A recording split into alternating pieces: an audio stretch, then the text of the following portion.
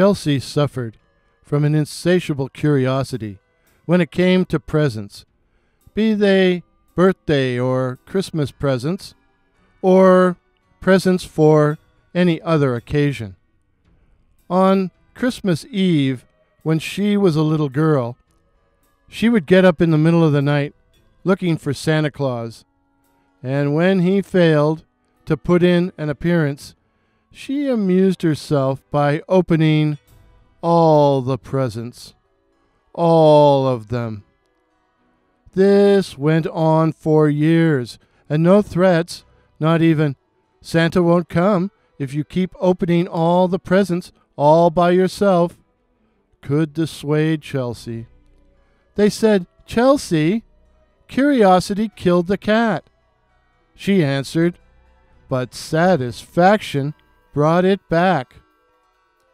Chelsea was almost as bad when she reached adulthood and would always pester her boyfriends as to what they had bought her for her birthday or for Christmas. Her current boyfriend, Sean, told her if she didn't cease and desist, he would summon Krampus to deal with her. "What? Or who's that?"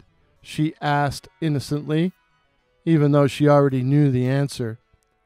"He's the evil Santa that spanks bad girls."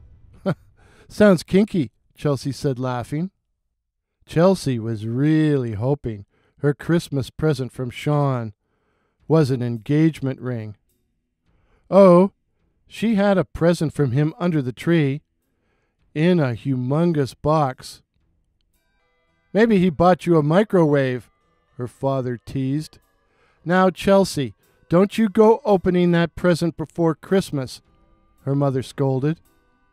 Chelsea tried to resist.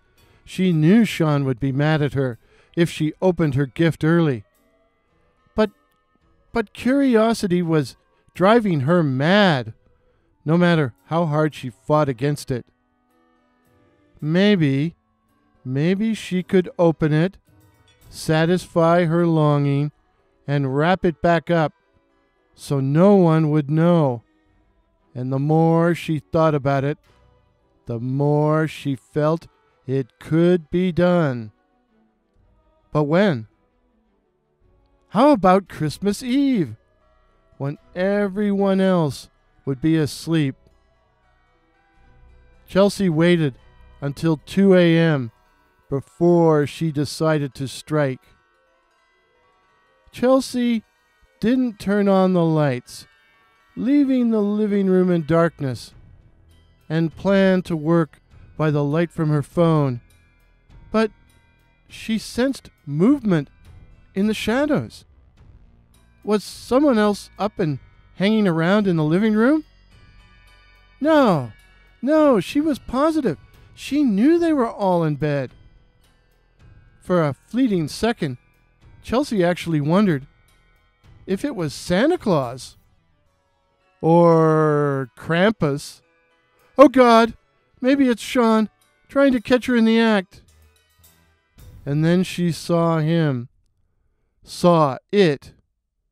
It was dressed in the traditional red, like old St. Nick, including a red nightcap. But otherwise, it appeared to be male, but was short, almost dwarfish, and thin to the point of emaciation.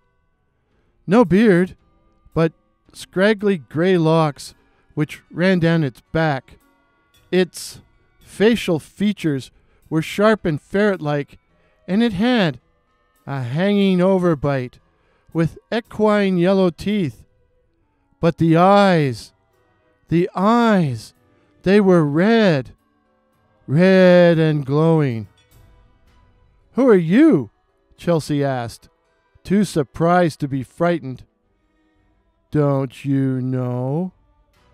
You look like an elf, but I thought elves wore green. Didn't anyone ever explain to you why you should stay in bed on Christmas Eve? When I was a kid, yeah. Didn't they explain the danger? Well, what danger? Don't you realize that supernatural forces roam the earth on Christmas Eve, and not all of them are benevolent? Chelsea ignored his comment and asked, "How did you get in here?"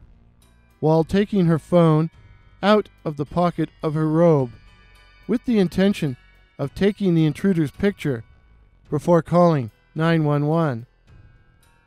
"I am Redcap," the strange intruder said. "And," Chelsea said, still fumbling with her phone, "my cap is red as I dye it. Dye it. Dye with fresh blood." I'm calling 911, Chelsea sputtered, as she became fully conscious of the strangeness and the danger of the situation. "Why are you here, Chelsea?" How did you know my name?" "You need to know what Sean bought you for Christmas, eh?" the Redcap said with a sinister laugh. "Don't you know? Curiosity killed."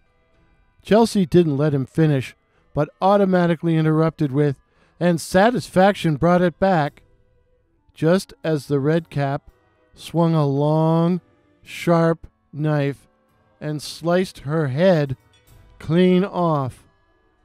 Chelsea's decapitated head rolled under the Christmas tree, where it bumped up against her present from Sean.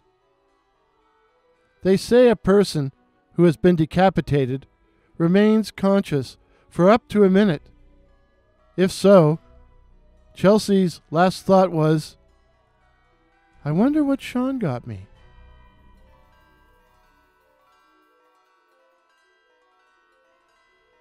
Christmas morning, Chelsea's parents were surprised to find her still in bed, apparently asleep.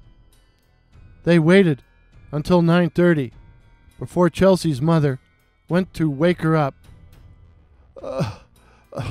I'm really sick," Chelsea croaked.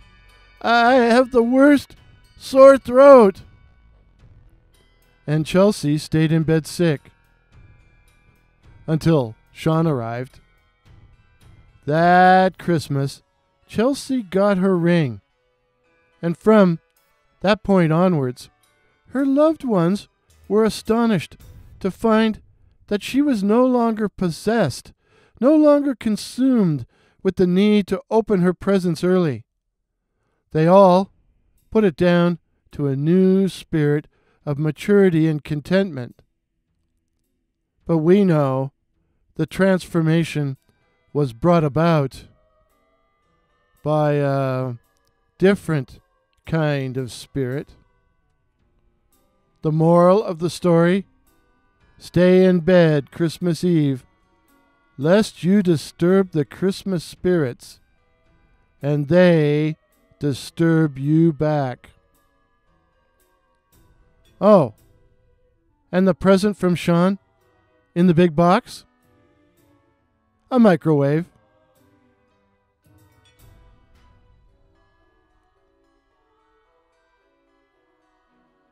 If this is your first visit to my channel, please consider subscribing. My name is Warren, and I write and tell original ghost stories and original horror stories featuring cryptids such as the Night Floaters, werewolves, and the Black-Eyed Children. And now, Redcap. Help me to get to 2,021 subs by 2021. I hope to produce a few more videos before Christmas, but if not, let me take this opportunity to say Merry Christmas to all, and to all, till midnight, cheers.